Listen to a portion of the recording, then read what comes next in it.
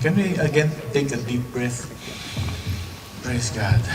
And as we take in or breathe in, always remember you were able to breathe that air because God allowed it. Amen. Once again, God has proven, no, something, a fact of life has been proven. We will never know when we will leave this earth. We will never know when nobody promised that he will breathe the next breath. Amen. That's why we're here today.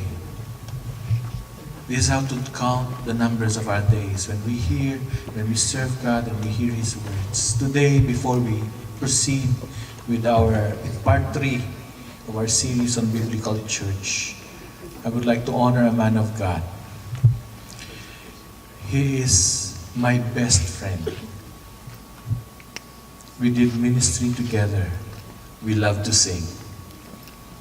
It was, one thing that I cannot not forget is when, for so many nights, we went home from Dubai to Abu Dhabi in the middle of the morning, mid-morning, alauna, alas 2, alas 3. Because we attended a practice of those who will sing back up with Paul Wilbur. And that's where we really bonded together. And I love this man of God. And he is part of us because you know him. He was here when we had the eulogy of my daughter Angela. You see, he went back to the Philippines for a vacation because his mom is coming home from the States, and because his mom is already old, so she wanted to see his mom. And then while was riding their car, going to fetch a 15-minute drive from Mabalacat, Pampanga to the airport in Pampanga. Their vehicle was hit by a reckless driver. And my friend died on the spot. I can never imagine how his wife can take it, because they love each other so much. You know, they're not only husband and wives, they're ministry partners, they're friends. And you can see really the love of God in their life. But you know, Pastor Benjo went there, and Ate Era was still smiling. But you can feel the pain. I know she could have not gone through this if not for her spiritual maturity and emotional maturity. I'd like to dedicate this worship service, of course, in the name of Jesus Christ of Nazareth, because this man of God wants all of us to be Christ-like. I'd just like to share a couple of minutes for him. You will remember you will see him, and you will come to remember him.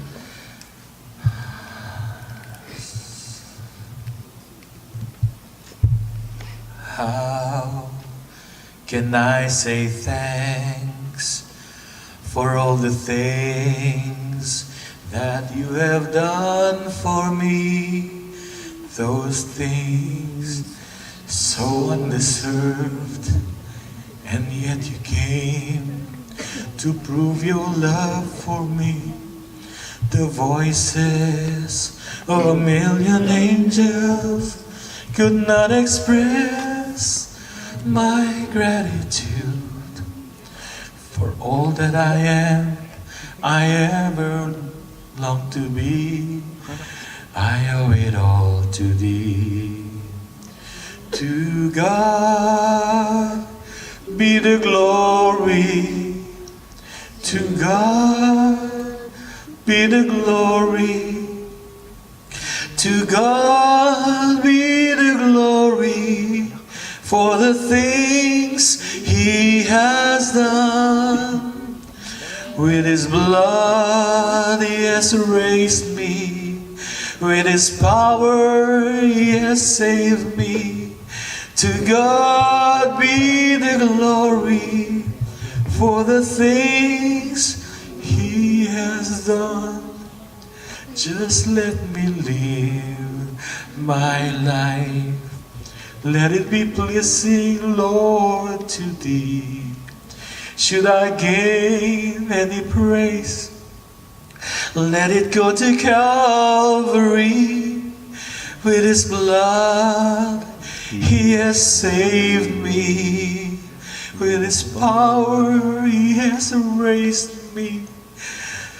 To God be the glory for the things He has done. Father, I thank You, Lord God, for the opportunity to be a part of this wonderful man of God. Lord, may his life and may those whom He touched, Lord God, continue, Lord, to shine in the hearts of those whom He touched. Knowing, Lord God, that our lives are counted, that we need to walk in righteousness, we need to prepare our hearts, because no one is ever sure of life. But I praise and thank God, Lord God, the sting of death, the fear of death is no longer there for those who have received You, for those who not only believed You, Lord God, but obeyed Your Son Jesus and loved Your Son. Thank You, Father, that He is now in heaven. And I know, Father, that He is now with Angela. He may not recognize Angela, Lord God, because Angela will now be in her glorious body, Lord God. Thank You, Father. We pray for the loved ones. We pray for Ate Era. We pray for the church, Lord God, that He pastored. That may continue and run the race and finish strong. He did finish strong, Lord. Thank You, Father, in Jesus' name. Amen. Amen. Why are we a Christian?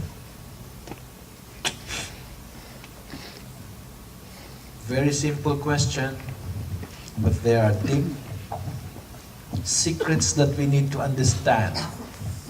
We just don't believe in Jesus Christ. Many believe in Jesus Christ, but they will still go to hell. Amen? They say that they're Christians, but their life does not show any tinge of Christ-likeness. Why are we a Christian? We are Christians because we believe and obey Jesus Christ. Amen? We are Christians because we are disciples of Jesus Christ. We are Christians because we believe in Jesus Christ because we believe in the Bible. We follow the Jesus Christ of the Bible, not the man-made traditions, but the Jesus Christ of the Bible. The Bible says that those who believe in Jesus Christ has the privilege to become a child of God. John chapter 1 verse 12. That's why we are Christians. We are children of God. And in John 3:3 says we become born again because of Jesus Christ. And as newborn babes, as born-again Christians, God has prepared a spiritual family for us to be nurtured and grow with. And this is what we call the church family. Amen? Church is not a building. Church is not an organization. Church is a family entrusted by God so that born again, newborn babes will be nurtured to be Christ-like. Amen? Church is not the four walls where we are. Church is not the name that we carry as a church. Church is family. And why do we go to worship in a church family? Last week, God reminded us that temple worship was very important. To the Jews, it was their life. But through time, the purity of temple worship was dampened. It was transformed from a God-purpose gathering to a human-purpose gathering. Amen? People now go to church because of their purpose, not for God's purpose. That's why I tell you, church, if you go to church and attend a gathering of our family here,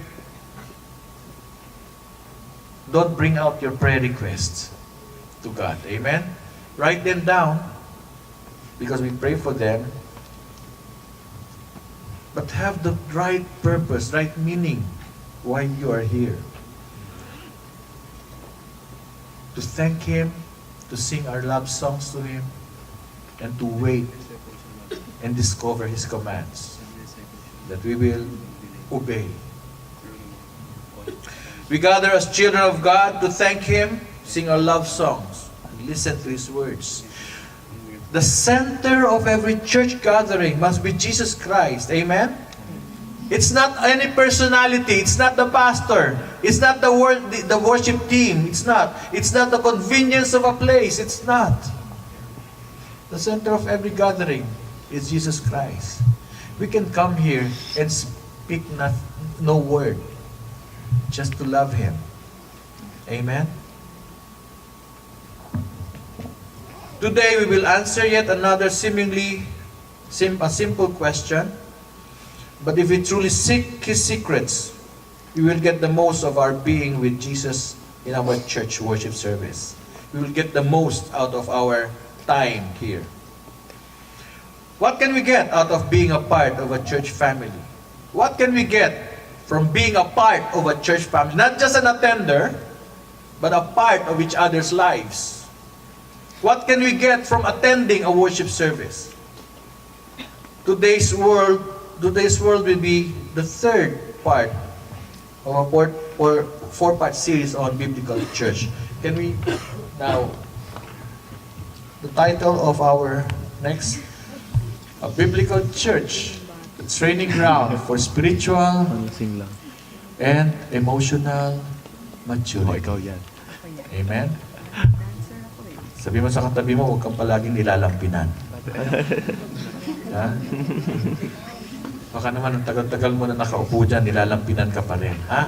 Pinapadodo ka pa din. So, a biblical church is a training ground for spiritual and emotional maturity. So much so, you're not here just because to answer an obligation as a Christian. No.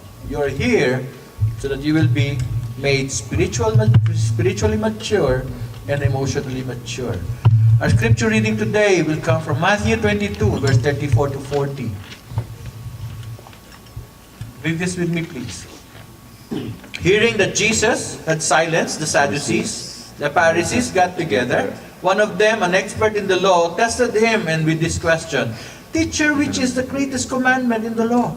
Jesus replied, "Love the Lord your God with all your heart and with all your soul and with all your mind. This is the first and greatest commandment. And the second is like it. Love your neighbor as yourself. All the law and the prophets hang on these two commandments." Spiritual maturity is when you love the Lord your God with all your heart, with all of your soul, with all of your mind. Amen? And it takes emotional maturity to love your neighbors as you love yourself. Are you with me?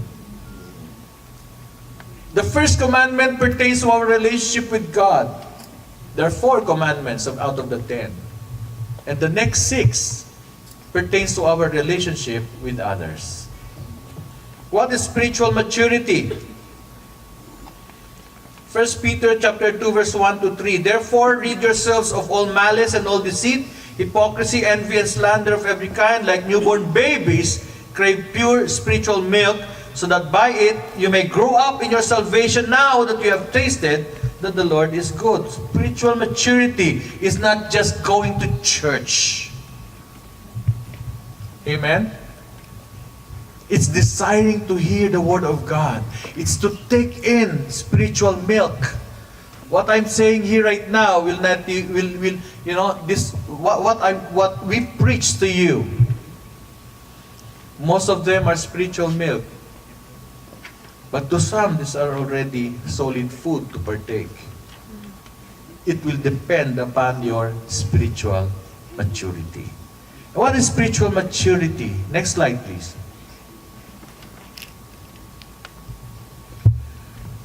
Spiritual maturity is being Christ-like. Are you with me? And not only spiritual maturity, but emotional maturity as well.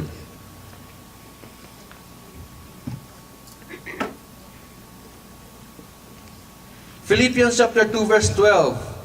Therefore, my dear friends, as you have always obeyed, not only in my presence, but now much more in my absence, continue to work out your salvation with fear and trembling. Not work for, but to work out. What is spiritual maturity? Spiritual maturity is when you crave for spiritual food. Amen? A newborn babe, without the milk, what will happen? So it is not enough for you, my friends, to just believe and accept Jesus Christ. Because the Bible says if you believe and accept Jesus Christ from your heart, you become born again. And what is born again? The spirit that died. I was talking to somebody, to a Romanian guy. I was counseling him. You know, he knows what he wants, but from the counseling, he doesn't know what he wants really. And then we talk about God. He's a very religious guy, but as our counseling progressed, I noticed that he still, Romania is 90% Catholic. Amen? They hold on to so many traditions. And I asked him, why is there evil around the world? Why are there beheadings and, men teaching young children to pull the trigger to kill adults? Why? You know why? Because their spirit is dead. Because once the spirit is alive, they cannot do that. Amen? A person whose spirit is alive cannot lie. A person whose spirit is alive can always forgive. Amen? You know what happened? You really need to understand the mechanics. Why do we need to be born again? When Adam, in the book of Genesis, God formed him, He breathed in him life. And that life is the Spirit with God. Because God is Spirit. Amen? Nobody can understand Spirit unless it is Spirit. Amen? That's why they cannot understand. They had religion. These guys who are killing left and right, they have religion. But their spirit is dead. Because once the spirit is alive, they will know that what they're doing is not right. Amen? So, to be born again is to receive Jesus Christ. And when you receive Jesus Christ, sabi mo sa katabi mo, hindi ka na magiging zombie. Amen? Kasi walang Jesus Christ, sila ay mga zombie. At ang punta nila ay sa impyerno. Right? Sabi mo sa katabi mo, kaya andyan ka. Yeah? Kailangan silang agawin from hell. Amen? So you start your walk, your spiritual walk when you get born again. That's why ulitin ko po, ang church natin is not a born-again church. Our church we are a follower of Jesus Christ of the Bible because being born again is a personal decision. Hindi mo pwedeng sabihin, anong church ka? Born again ako, pero naninigarilyo ka. Oh, lasing-lasing kang ganon. Oh, meron kang, alam mo ng kasalanan. Hindi po pwedeng ganon. Madadamay. Amen? Yung tunay na mga born again. Kaya nga po, sabi ngayon sa mundo, born again, burn again. Di ba? Burn again. You see, you became birthed again. Hindi alive again, but pinanganak muli. At kapag pinanganak, kailangan, nurse, di ba kailangan na? Care. Right? Kailangan na alaga, kailangan ng pakainin. Ng TLC. Kailangan pakainin, paduduin. Tama po ba? That's right. That's why if you're born again, you have to crave for spiritual milk. At ang isang tao, born again, or tumanggap kay Christ at na born again, ngunit hindi nagbabasa ng Biblia, lalaking abnormal. Are you with me? Amen. Amen? Palagi kang mabubuhay kang talunan. Hindi mo ano kung ano ginagawa mo. Amen? Sapagkat ito ang papalakas sa atin. Salita ng Diyos, you want to be spiritually mature. And that is why there is a church family. Yung church family will encourage you, will teach you, will rebuke you. Yeah? In the life lesson family meeting, we will partake of spiritual milk. In the church, when you hear the preaching, you are now partaking. Pinapakain mo yung spirito. Amen? Sapagkat ang spiritong hindi pinapakain, ganito po itsura. Born again ako. But the spirit is weak kasi nga hindi kumakain. Pagkatapos, may nagbigay sa'yo, pare, Yossi. Naku, yun ang kinaka ngayon. Oh. Kasi mahina yung spirito no? Si Gollum. My precious. Ano, sarap. Di ba? Pero kapag pinapakain mo palagi ang spirito mo, nabasa mo sa Exodus chapter 20, verse 13, Thou shalt not murder. Pare, ikaw na lang magpakamatay. Hindi ako kasama dyan. Sapagkat alam mo. Amen? Kaya napakahalaga po to have a church family. Because a church family, you will grow. Sabi mo sa katabi mo, huwag ka lang upo ng upo dyan. Sabi nga, do not be saved, safe, and seated. Hello? Do not be saved, safe, and seated. Amen? Huwag lang makikita lang tayo to Friday. We only see each other on Fridays. Be part of a small group. Amen? You see, every Friday, we call this a reunion of the family of God. A reunion. This is a reunion of the family of God. Every day, we have life lesson groups. They grow spiritually and they will grow maturely. Emotionally. Amen? Emotionally mature with each other. And when they come here, when we come together, alam niyo yun, we enjoy makita natin ang ating mga kapatid. That's why we're here. So that we can be spiritually mature. Sabi mo sa katabi mo, walang Kristiyanong Lone Ranger. Hindi po pwedeng Lone Ranger na Kristiyano. Kailangan you have to be a part of a family because the family will take charge. They will look after your back.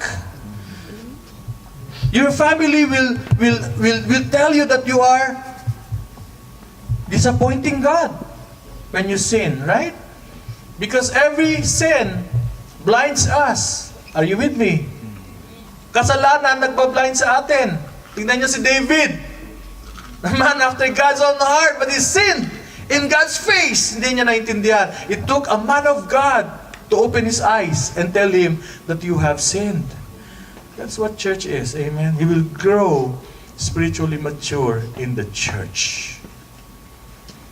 And then, also in the church, sabi po dito, and the second is like it, love your neighbor as you love yourself. Love your neighbor as you love yourself. Who is your neighbor? Who is your neighbor? Can you love your, a stranger more than you love your family? Hello? Siyempre, you love your family first, right? So your blood is thicker than water, right? Now may bago po. The spirit is thicker, is stronger than the blood.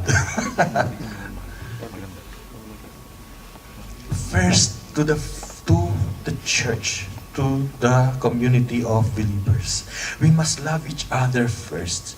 Because when we love each other first, the people around us, those who do not believe, or those who believe but do not really believe, will know that we are disciples of Jesus Christ. Amen? Amen? Tayo muna nga tayo. Stretch muna, stretch. Yeah. Yeah. Praise the Lord. Yan. Stretch muna. Sabi mo sa katabi mo. Sabi mo sa katabi mo. Dali. Yan. Yan. Okay. Praise the Lord. Okay. Amen. Gusto nyo kape? Kape, no?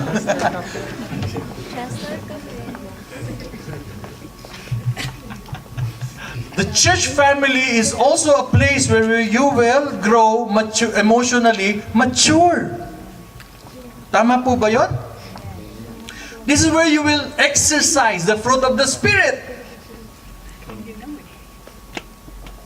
You see, Jesus Christ loved, He taught, He mentored, He coached, He preached to, He trained, and He loved 12. At ang mga 12 na to, puro pasaway. Sabi mo sa tabi mo, parang ikaw, no? Di ba? Puro pasaway. But itong mga 12 pasaway na ito, ay nagamit to change the whole world. Amen? Sabi mo sa katabi mo, gagamitin ka rin ni Lord kahit pasaway ka. Gagamitin tayo ng Panginoon kahit pasaway tayo. Amen? Sapagkat una, tuturuan tayo, igagay tayo ng church to be spiritually mature. And in church, magkakaroon din tayo ng emotional maturity. Sapagkat dito natin, sa church, dapat i-exercise kung anong natutunan natin sa Biblia. Amen? Kaya nga po, sa All for Christ Church, sabi mo sa katabi mo, hindi uso ang division. Amen? Sa All for Christ Church, hindi po tayo magkakabahagi. Iisa tayo. Amen. Sapagkat ang simbahan nagkakabahagi is going against the prayer of Jesus Christ. At hindi rin tayo gagamitin ng kaaway upang magkabahagi ang buong katawan ni Kristo. That's why we reach out to other churches. Amen? Dito po, spiritual maturity, emotional maturity, marami na po ang umalis sa church. Hindi lang siguro sa church na to, no? Mga palipat-lipat ng church. Why? Kasi may hindi nagustuhan sa church. Hello? Sabi mo sa katabi mo, pumokus ka nga. Amen? Pumokus ka, wag ka pumokus sa tao. Na-offend ka lang ng katabi mo, hindi ka na bumalik. Nilahat mo na. Pinos mo na. Di ba? Nasuplada ka lang ng katabi mo eh. Okay. I-push mo na. Nilahat mo na, kami lahat ay suplada. Suplado. Fix your eyes on Jesus. Sa church, you will have to look at every one of us through the eyes of Jesus. Amen? Amen. Kapag may isang nag-i-emote, nagsusupladot, nagsusuplada, huwag kang magalit dyan, ipanalangin mo. Amen? Baka may karga, in Jesus' name. Amen? Look at them. Kapag nagkakasala sa iyo, you're hurting you. Instead na magalit ka, maawa ka sa kanya. Tama po ba? Exercise.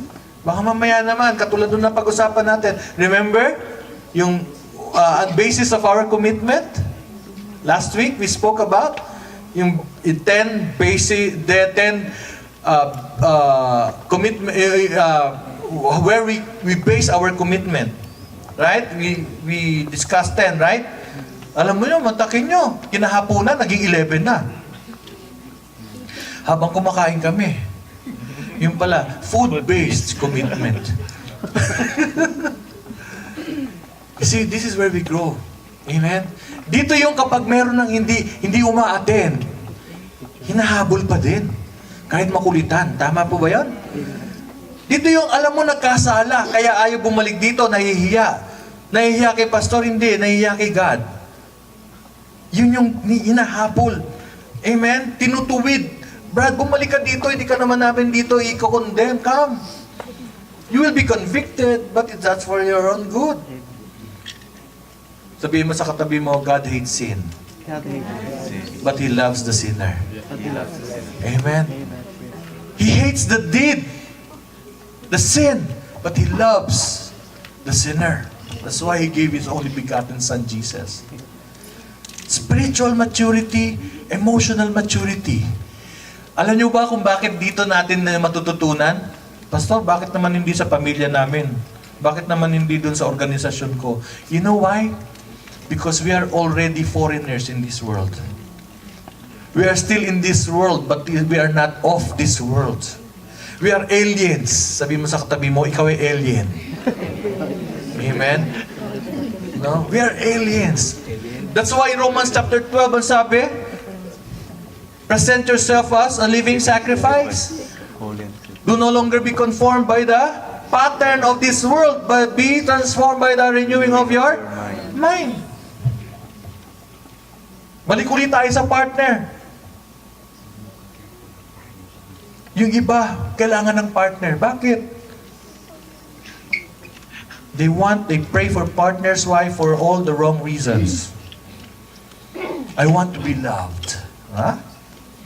You know, why?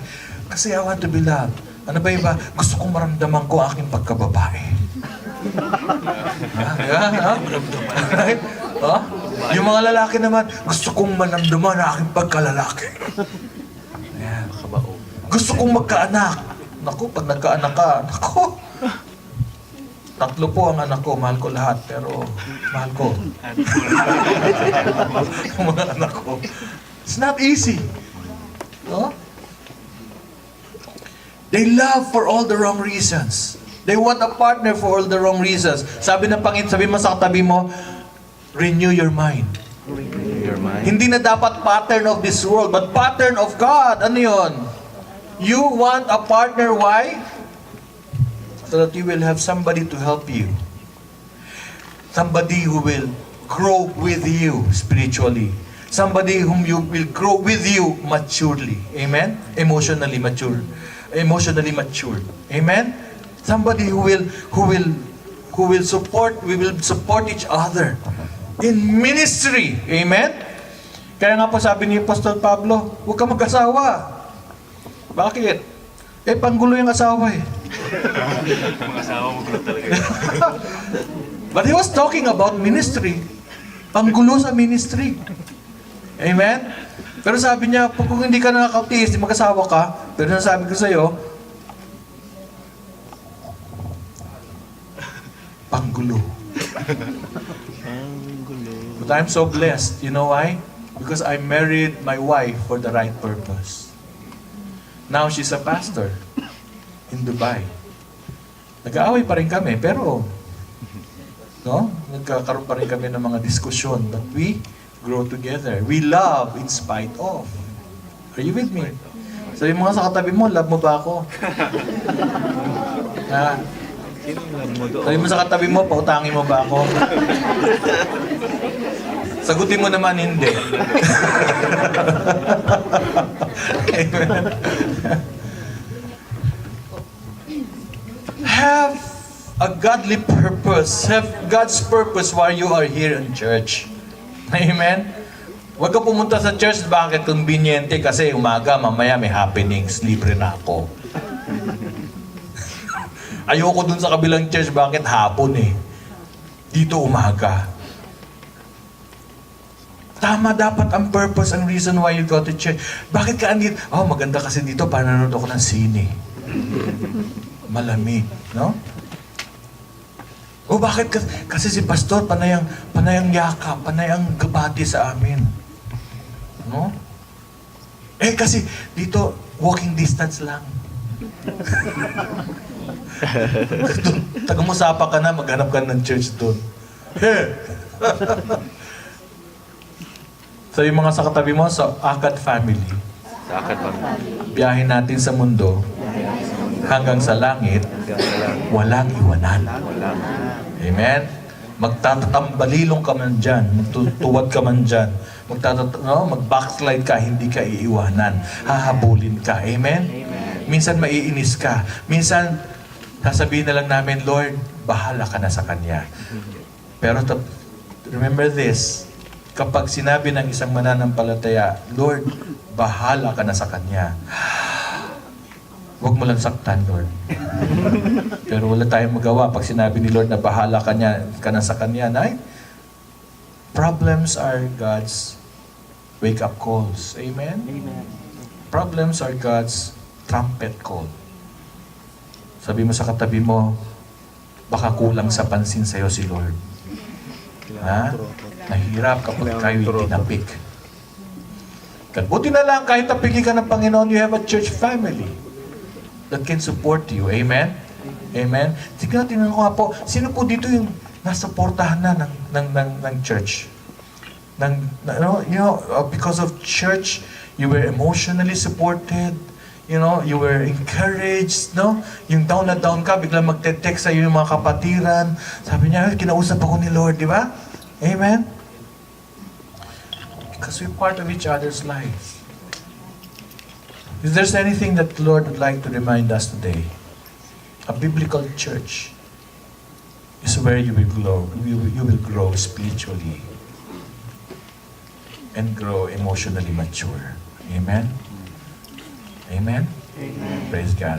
And when you grow spiritually and emotionally mature, you will discover God's purpose for your life. You will discover that work that God has given you. Amen? Right? God has given you talents. No? Our friends are talented here, no? Kontakin mo mga kasama natin, mga saan ba yung last na, sa Atlantis ba yun, ha? Yeah, ating mga kaibigang mga designer. They were gifted, amen? To do that. For God's glory. Amen? For God's glory. Baka mamaya gusto niyo magpa-design ng may backpack. Victoria's Secret. Nelson. Remember Ephesians chapter 2, where God's workmanship created in Jesus to do good works that was already prepared for us in advance. Amen? Yung works na yun yung mga skills na binigay sa atin, yung talents na binigay sa inyo. Amen? Sabi mo sa katabi mo, your work is not your job. Your work is not You can resign from your job, but you cannot resign from your work because that is who you are. At yung work na yun ang gagamitin. By the way, sesegue lang po ako. Ipanalangin nyo naman po. Baka kayo may talent. No? Ang talent nyo ay mag-drawing. Ha? Baka kayo ay artist. Sa Tagalog, maarte. Pero baka kayo ay artist, no? Tapos ang trabaho mo, anong trabaho mo ngayon?